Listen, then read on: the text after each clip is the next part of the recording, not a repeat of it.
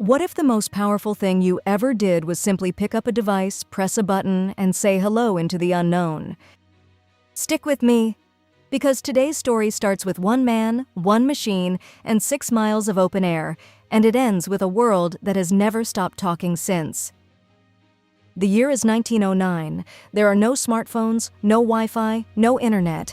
If you want to reach someone across town, you write a letter, send a telegram, or walk. But in a small room in Denmark, a man named Einar Dessau has a different idea entirely. He has built his own shortwave transmitter from scratch, not for a company, not for the government, just for himself, because he is curious and because something in him believes that the air around us is full of possibility that nobody has touched yet. On March 18, 1909, Einar Dessau sits down at his homemade transmitter and does something no amateur radio operator had ever done before.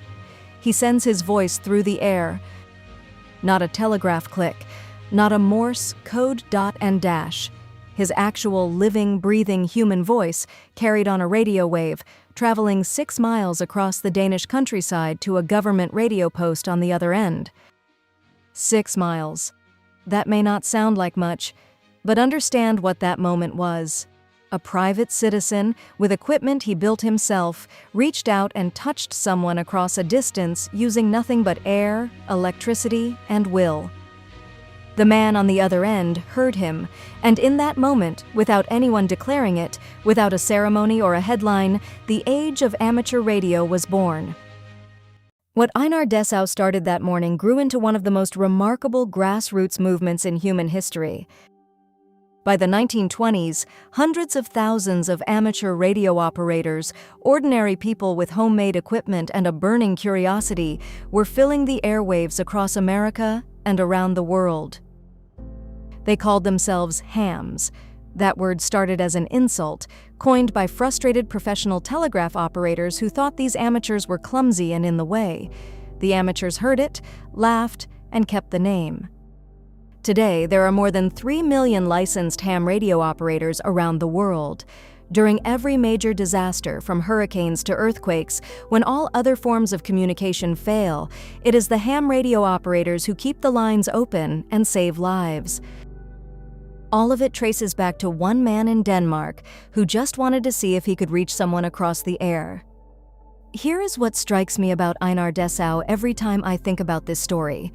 He was not an engineer for a major company. He was not funded by a government program. He was not chasing fame or fortune.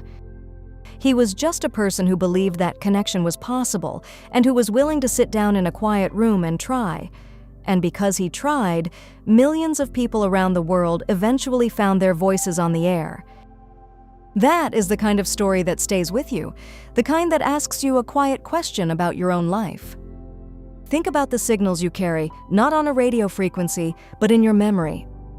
The stories your grandmother told on Sunday afternoons, the way your father explained the world to you on a long car ride, the moment your family came through something hard together and nobody ever quite wrote it down. Those are transmissions too. Right now, only you can send them. Have you ever thought about what it would mean to the people who come after you to receive those signals? To hear your voice, in your words, telling them exactly who you were and where you all came from? Because here is what Einar Dessau understood without even knowing it.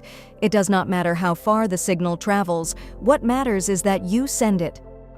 The people on the other end are listening, even if they have not been born yet.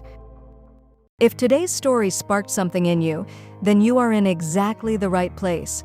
Every single day, History Sparks brings you a story just like this one. Real people, real moments, real sparks of human courage and curiosity that change the world in ways nobody saw coming. Hit that subscribe button right now and join this community, because that is truly what it is, a community of curious, warm, story-loving people who believe that history is not something that happened to someone else. It happened to people just like you, and it is still happening.